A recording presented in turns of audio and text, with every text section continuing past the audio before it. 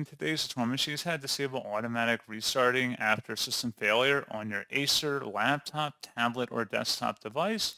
So this should hopefully be a pretty straightforward process here, guys. And without further ado, let's go ahead and jump straight into it. So what I have to do is open up the Start menu, select the Power button, and then hold down the Shift key on your keyboard and select Restart.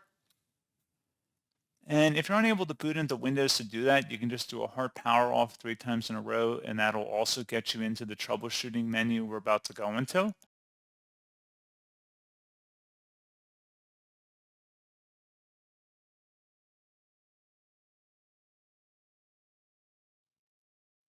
And on this page, you want to select Troubleshoot, Reset Your PC, or see Advanced Options, and then select Advanced Options.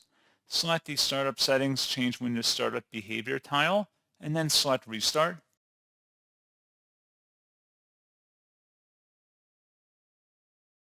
And then at this point, you can select the F9 or Function 9 key to disable automatic restart after failure. And that's all you have to do. So pretty straightforward process, guys. And as always, thank you for watching. I do hope that I was able to help you out. And I do look forward to catching you all in the next tutorial. Goodbye.